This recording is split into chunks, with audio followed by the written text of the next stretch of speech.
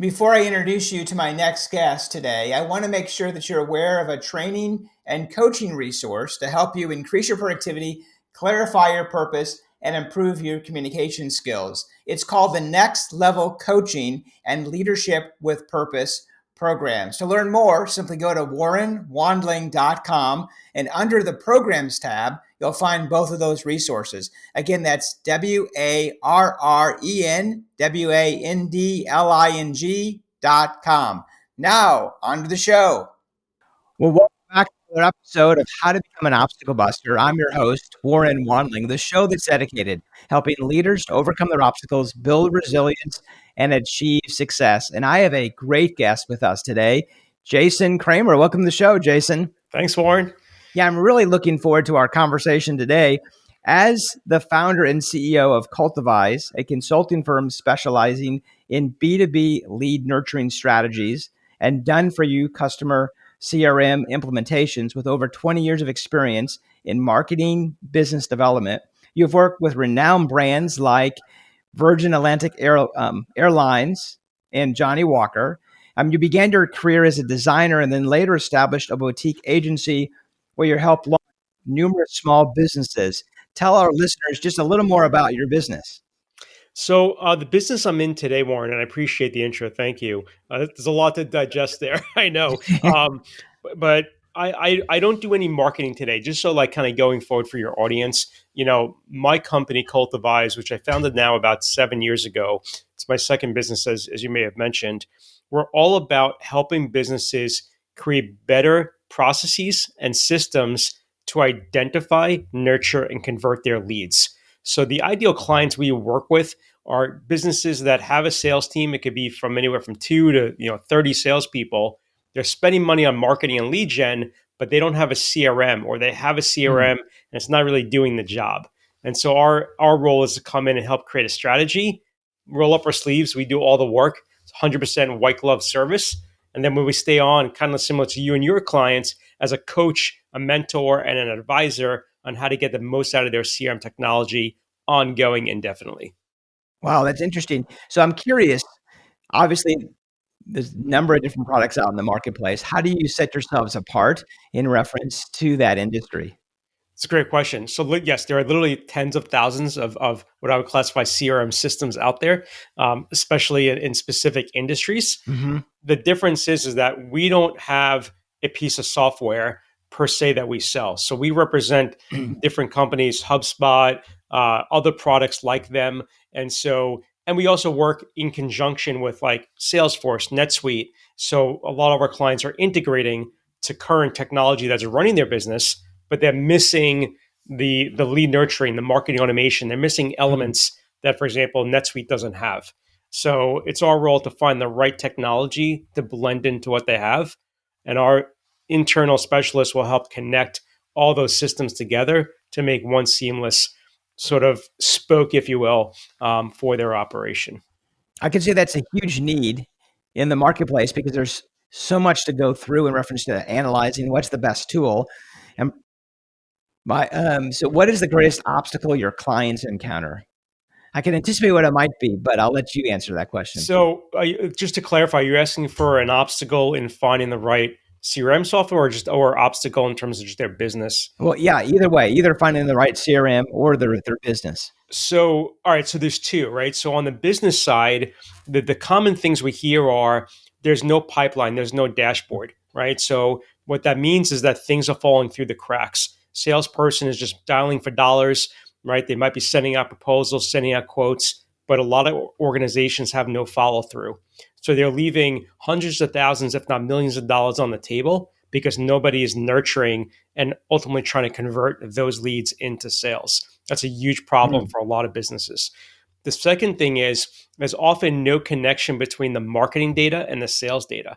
So we all know the story, right? Marketing and sales are always fighting. You sent me bad leads, you didn't give me the good leads, et cetera. And that's we try to solve that problem because the solutions we bring connect all that data together. So we could easily see AdWords brought in this many leads, these many were qualified, these weren't qualified. This is how much revenue got generated. And they're able to make some really clear decisions on, is that AdWords campaign, for example, actually working and bringing us a positive revenue versus are we losing money? And I'd say the third thing is that there's no consistency in adoption. You might have five Mm. salespeople, one or two are rock stars, they're doing amazing, the others not so much, and they don't want to share, they don't want to collaborate. Or you have the headache of a sales manager or the owner Hmm. of a company because every salesperson's using their own spreadsheet with a different Mm. format. And there's no way to kind of roll up any data. It's almost impossible. And so those are the biggest problems on the business side. On the CRM search side, it's really about the shiny object, right? Hmm. Because someone sees something, they see a great demo, they see something on advertised online, and they're like, "Oh, I get a free trial. Let me try that." Or it's not expensive. I'll just kind of start doing it and see how it goes. The reality is, Harvard Business Review, Warren did a study not too long ago, and they found that over 70% of businesses, which is a huge number, will Hmm. fail at trying to implement their own CRM. And the reason Wow, is that's a that they large don't number. have the wherewithal to understand that software doesn't solve problems on its own. And therefore, they're not really creating a strategic plan on how to find the right CRM to fit their business goals, challenges, and needs. And so that's a huge problem, right? They're stepping into something, and there are some platforms that are expensive. We talked about HubSpot before, for example, Hmm. or Salesforce. You could be spending 50 grand, 100 grand a year on technology, and you might have just signed an annual contract, and you found out 3 months in it's not the right tool. There's really nothing you could do at that point except kind of bite the bullet and try to move on, right? Or Hmm. try to figure out how to use it. And so the other last piece to this is the freemium model. There's so much software out there, right? So much that's like, oh, get a 14-day free trial, get a 1 month free Hmm. trial.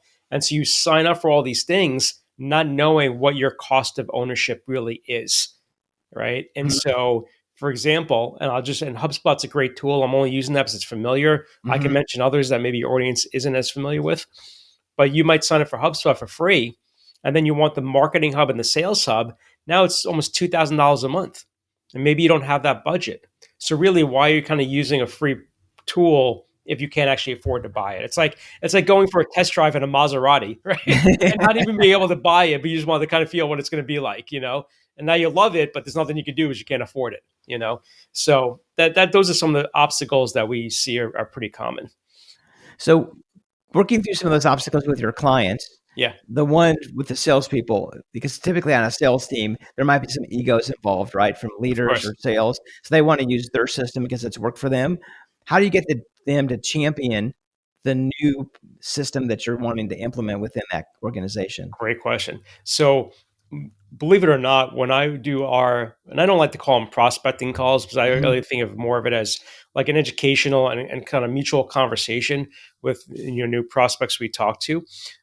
But during that, I sort of try to understand who that person would be, that to Hmm. be the champion and be the point person for the adoption of this new platform.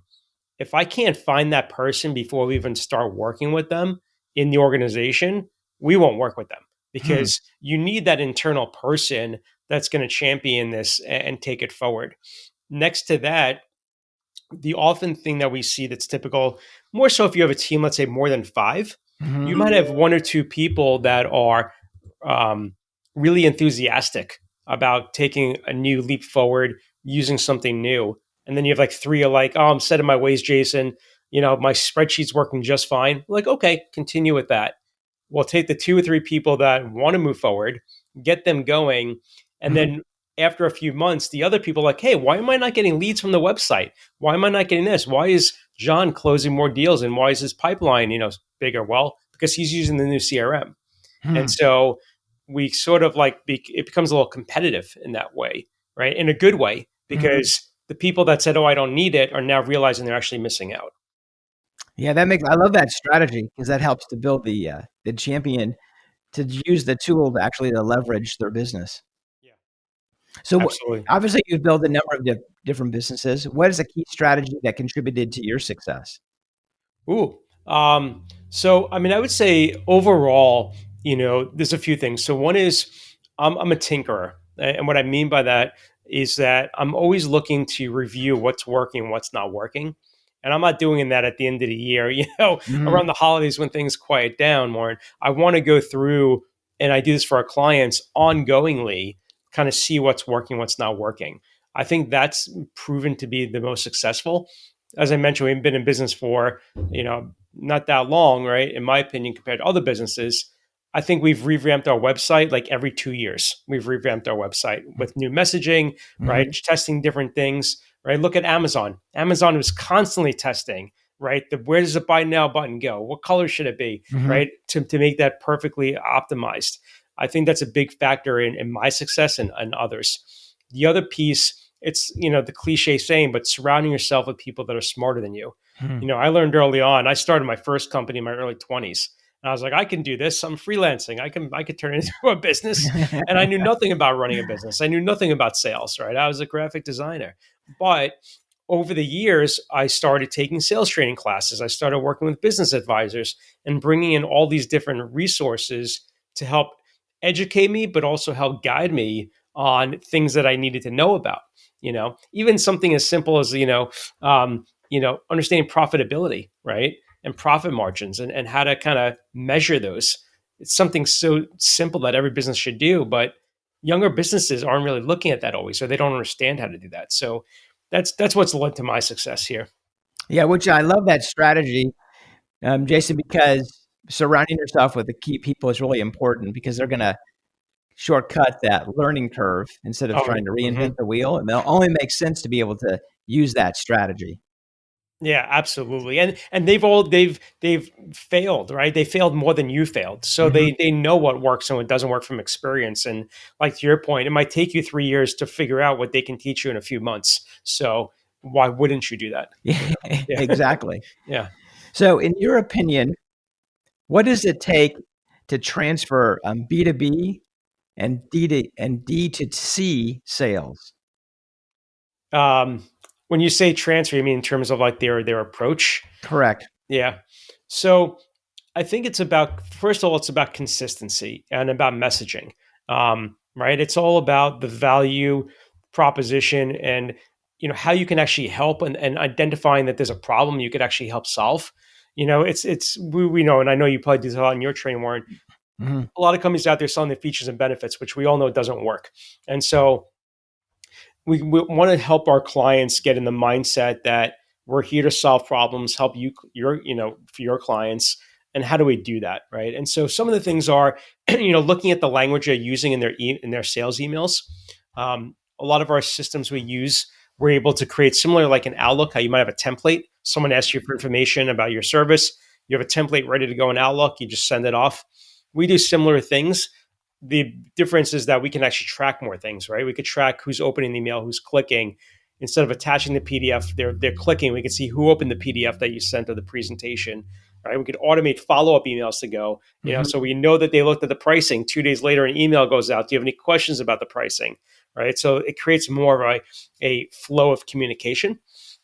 The other thing too on it is empowering the sales team to give them direction on what they should do every day, right? I think that a lot of salespeople are a little lost, right, with companies that don't have a clear toolbox for them. I always sort of use the analogy, you know, if you hire a contractor to build you a new house and all you're giving them is 10 nails and a hammer, it's going to be a really crappy house. It's not really to come together. And so when you have a sales team and you're not giving them any tools, you're not giving them email templates, you're not giving them scripts to use, and you're not giving them collateral materials to use, you're Hmm. not giving them all the things they need, a CRM, a pipeline to track everything. They're really up against the wall, right? And they're working much harder than they really need to be. And so, in a perfect world, they're coming in every day and it's saying, if you don't mind, actually, Warren, I just want to dive off on this tangent here for a Hmm. second. One factor to success is what we call lead scoring. For your audience that may not be familiar, really simply, lead scoring is a way to give points to people in your database, in your CRM, based on behavior and actions they're doing. So, for Hmm. example, they go to the homepage, big deal. Everybody goes to a homepage, but Hmm. they go to a product page, they go to a case study. We're giving them points and ranking those actions they're taking based on how important those actions are. And so now visualize a dashboard where your sales team comes in, and out of the 50 people they can call, here's the 10 that have the highest lead score. Well, they're going to call those people first because those are the people that are most engaged and most likely to take a phone call, most willing to take a conversation. And it's that type of information and approach that makes a comparative difference versus not having those tools. Interesting. So are you using, is that automated or is that It's all manually? automated. It's all automated.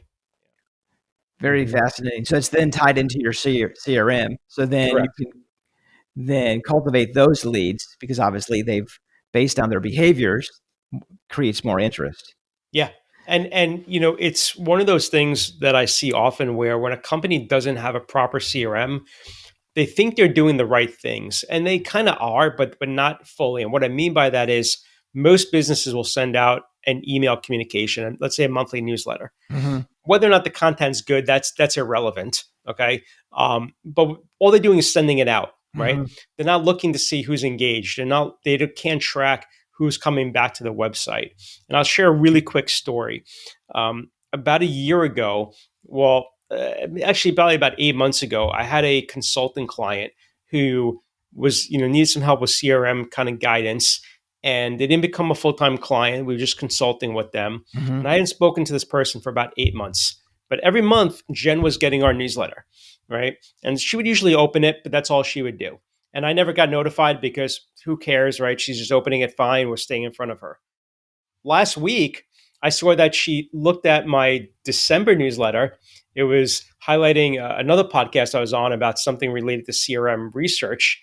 And she watched the podcast and she downloaded a guide I had. She filled out a form on my website, even though she's in my CRM, to download a CRM sort of research guide. And I was like, well, that's interesting. Like, so I called Jen a day later. I'm like, hey, Jen, how's it going? We just kind of reconnected. And I was like, I was just curious. I saw you downloaded the CRM guide. What prompted you to do that? Oh, Jason, I'm actually looking for a new CRM. Now, would she have called me? Maybe, maybe not, right? She might be like, Jason probably doesn't remember me. We only consulted for a few hours, but this guide is helpful. I'll go find somebody else, right? Um, so that's the type of really powerful information that a salesperson could use to find out who are the hand raisers, as I call them. So is that when you can refer to nurturing leads to turn it into customers? Absolutely, nurturing is all about touching that person from all different places, right? So, meaning, it might be an email newsletter. It might be you reaching out once a quarter, or however the frequency, with a personal email. It might be reaching out on LinkedIn. It might be liking something they posted on LinkedIn. It might be calling them, right? So, Mhm. there's all different ways to stay around and in front of that person. But at the very, very minimum, a monthly newsletter is the most simple way to do it. So I'm curious, what's your measurement for you to transfer that, just the newsletter, to make a phone call? Like pick up the phone to enter, if you have not connected with the individual, is there a measurement that you use to say, okay, this prospect or the individual that's on the list, want to engage with? Yeah. So my measurement would be is that they went this. So depending upon the CRM you have, Hmm. most CRMs can handle your email marketing for you. So if everything's set up properly and it's connected to your website, the measurement I would look at, Warren, is who got that newsletter, who went to the website, spent maybe more than a couple minutes on the website. That would be it, right? Hmm. Because why are they coming to the website? I mean, there's got to be a reason. And that to me is enough to pick up the phone and say, hey, how's it going? Where we haven't spoken in a while, and sometimes you don't even say anything. You don't acknowledge the newsletter, but you're already top of mind to them. So it doesn't matter. Hey, I was thinking about you. Oh, what a coincidence. I was thinking about you too. Right. And then the conversation just goes, from there. Very good. So you're really known for helping businesses kind of fix their leaks in their sales funnels. Is there one strategy that you can share with our listeners to help them fix their leaks in their funnels? Well, yeah. So, I mean, my attitude, and maybe with your coach, I'm curious on kind of on Mhm. how your feeling would be about this. Unless there's a no, I still consider that as a possibility, right? Okay. And so, you know, part of the process I have is to um, stay on top of that person. Now, if I've sent them a half a dozen emails or a dozen emails and left them some voicemails and they haven't gotten back to me over the course of a few months, okay, maybe they're not interested now. I'll pause. I'll Hmm. just add them to my newsletter, right? Okay. Now, at least once a month, they're going to be, getting something from me unless they unsubscribe. Most people don't even unsubscribe. Um, and sometimes they do, but then they still do stuff, right? So it's just because they unsubscribe doesn't mean they're not interested. Hmm. But those are the types of things that we do to answer that question. And I'm just curious, kind of like, what do you say, to your um, clients you work with? Is it compared to that, or is it a little bit different? No, I'm with you in that. Like, because people are coming from different avenues when they've connected you at the first. Maybe it was a newsletter, or it was that you met them at a networking event and then they decided to sign up for the newsletter 3 months later, or there could Hmm. be something, whatever driving factor. But until they say it's a strong no that they're not interested, they're still open to that possibility to be able to stay connected, because Yeah, it could turn into a referral opportunity, right? They might not be the right client, but they might be able to exactly. refer somebody. Yeah. And I would say, to answer your question a little more thoroughly, like, for example, and every business is different. Our sales cycle could be really short, Hmm. or it could be really long. And just the idea of someone not getting the no just yesterday, actually, it happened last week, but it closed yesterday. A big moving company, they spend it's crazy. They spend like over $100,000 a month on marketing, right? They're Okay. probably upwards about $200,000 a month on marketing. Big outfit. And about a year ago, they reached out to us. We're interested. We want to go forward. And then it's just boom, crickets. They sort of just disappeared. I reached out. I said, okay, no problem. Like, if they're interested, they know where to find us. I get a an email last week. We want to go forward. We're ready. And then I'm like, okay. We set up a call. And then I was on the phone call with him yesterday for about 45 minutes, closed the deal right on the phone. But if I would have just like forgotten about them, like, they probably went somewhere else, we wouldn't have gotten that business. So, like, you really never know. I mean, I've had deals come back years later, that I thought were just gone. And they just repopulate. But for me, I send out 16 emails. Typically, like every 3 to 4 weeks, I'll send out an email to somebody who has not said no. So basically, I call it my like MQL drip, right? So my marketing qualified lead.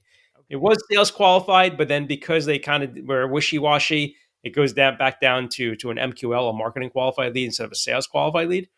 And that'll automatically go to them. Those emails, by the way, are all plain text emails, no graphics, nothing fancy, really short, uh, and they're all education based.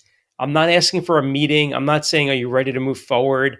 I'm just saying, like the Harvard Business Review. That's an email I send. Hey, did you know that 70% of businesses fail on their own when they're trying to put a new CRM in place? Here's an article I thought you might be interested in. That's it, right? And so every email has some type of level of education, so that if and when they're ready, they're like, oh, Jason's provided a lot of great information to me as a great resource. I feel comfortable working with Jason because, he really seems to really know what he's talking about, you know, versus every email Mhm. saying, are you ready to buy? Are you ready to buy? Right. Yeah. Which it doesn't work and just annoys people. But that's our role. That's our job, Warren, is to help figure out, how long the sales cycle is for our clients, and then develop a specific strategy to meet, their needs. So with that process in place within the CRM that one of our clients or listeners that are part of our show, if they have a CRM, what features should they have in their CRM that's going to allow them to really nurture their clients? Well, there's a few things. One, I would say you definitely want to have the ability to do email marketing through your CRM. You definitely want the ability to have website integration. So you want to be able to track who's visiting your website, what pages they're looking at. When a form gets filled out, you want all that data going right Hmm. into your CRM. Um, Lead scoring would be great if you have it. If you're not using it, we do have a free lead scoring guide on our website, which I'll talk a little bit about at the end, which you can Okay. download. There's a whole template there on how to use lead scoring. Um, and then, depending upon, and this is a big one, you talked before about adoption. If businesses have a mobile sales force and they're outside salespeople on the road all day, and your CRM doesn't work on their phone, That's a big problem. And so, that's something you would also want to consider too is like, okay, if they're out on the road, maybe we have to get them tablets, right? Because maybe that'll be a little bit better than trying to manage the platform on their phone, right? So those are some of the features. The other thing too, I would say lastly is, and there's a lot more I can mention, but is a sales component, right? Does your CRM have not just, the contacts and putting in phone numbers and notes, but can you have a visual pipeline? Can you track deal flow from one stage to another? Can you pull reports on that? How is the team doing? How are they performing? What's their close rate? All these important things you'll need as a business owner to make those informed decisions to help them. Well, excellent. So leadership is influence. What's Mhm. one strategy that you work with your clients to help them and make an impact in their leadership? So it's interesting. So I would say that reporting is the Hmm. one thing that gets leadership the most excited. Typically, we see like 3 to 6 months in, once we start working with a client, there's enough data to get leadership really excited. And I'll share another story. Um, I'm kind of focused also on like nurturing and things falling through the cracks. Over the summer, we picked up a roofing client in New Hampshire. Hmm. Okay, for those listeners, I'm sure everybody's listening all over, but Yeah, right.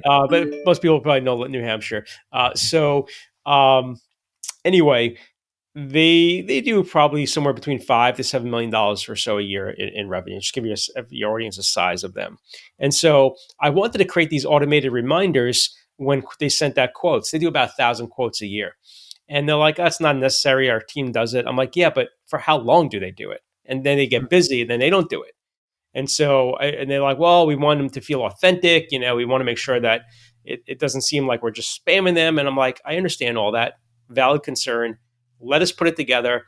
The emails will come from each sales rep, from their name, from their email. It'll look like they sent it from Outlook. So we convinced them to try it. Well, needless to say, at the end of the year, and it had only been running for a few months, collectively, all of those closed almost $1 million worth of revenue for them, those follow-up Oh my emails. goodness. And we're able to correlate that email influenced the actual saying, yes, let's go forward. And so that's a huge, I mean, there was nothing else for me to say other than showing him the report and saying, see, you see, it works. I told you it Exactly. would, and it works. And so I'm doing that now for another company that does pool construction. That's a longer sales cycle, a little bit longer than a roof. Someone might be like, all right, I can't afford my $80,000 pool now. Maybe in a year or two, I'll buy it. I'll save up for it. We have a whole series of emails.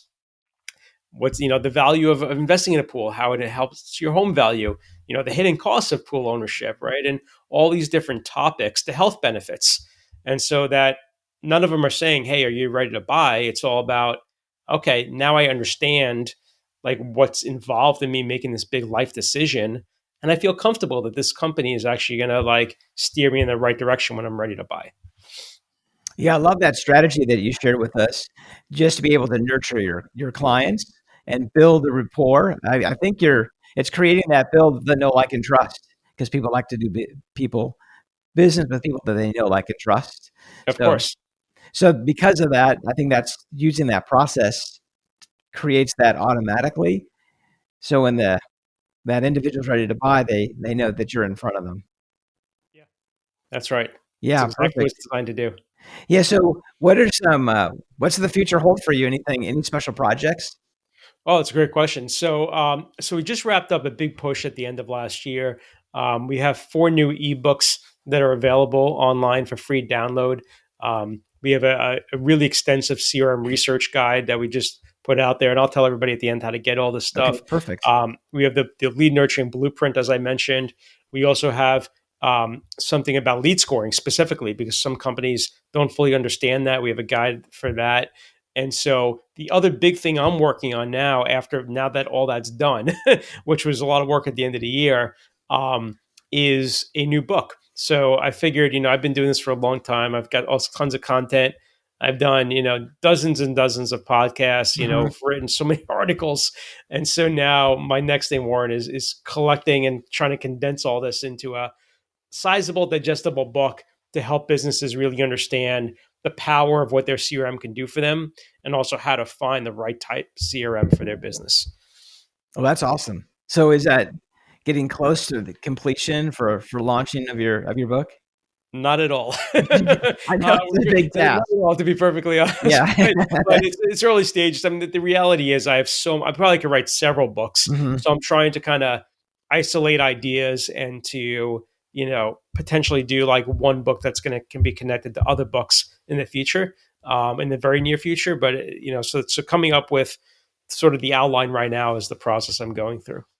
Well, perfect. Well, I know our listeners are gonna wanna be able to connect with you. What is Sure. the best way for them to be able to do that?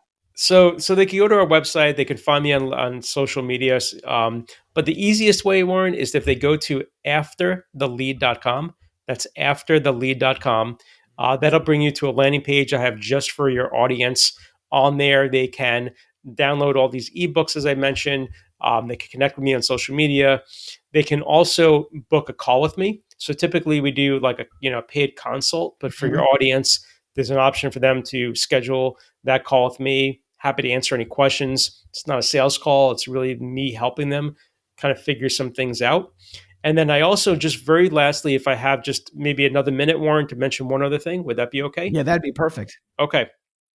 So not every business is ready for a CRM. Like, I think that's clear, kind of the mind of the audience. And so we built a new tool, um, all based on interconnected Google Sheets, right? So Google Sheets is like Excel, but it's just online. Super, super simple tool. And what it is designed for are for businesses that are just starting out, if for younger businesses where, it's a solopreneur perhaps, or a very small team. And in there, you can track all of your contacts, your leads, everybody that you're meeting. You can also have a pipeline, so you can track all your sales, the status, where things are at, how much projected revenue is going to be coming in, a way to follow up with people. And then the most important thing is you can then identify in there very easily where all these people are coming from. So in other words, looking at the ROI of, okay, I'm in BNI, is that actually yielding any clients? How much revenue? I'm doing a little bit of social media. I'm doing SEO. What kind of value is that bringing to me as a business? And so for your audience, I want to offer $50 off. So there'll be a coupon code in the show notes that we can put, but I'll put it here as well. And that's going to be OB50 is going to be the coupon code to save $50 off of that price. And by the way, it's affordable for everyone. It's $199 for lifetime access to this tool. So there's no monthly subscription, there's no annual subscription. We wanted to make this really affordable, and easy to use. So it's called Profit Path, and you'll find that information on afterthelead.com as well. Well, awesome. Well, thank you for sharing that discount code with our audience. Sure, That my sounds like a pleasure. great way if you're to be able to start working using the strategies that you share with us today, how to be able to use that tool to even to leverage some of those same strategies. 100%. And it's because it's designed in Google Sheets. When you're ready to sort of graduate, if you will, to a full on CRM, everything will be exportable, and you Mhm. can easily put it into any new CRM you're going to start working with. Well, excellent. Well, thank you again, Jason, for being on the show, sharing your great strategies and tips, helping our listeners to be able to overcome their obstacles and build resilience. Thank you. I had a great time and appreciate the opportunity. Yeah, likewise. Yeah. This is your host, Warren Wandling, saying until next time, be an obstacle buster and be resilient.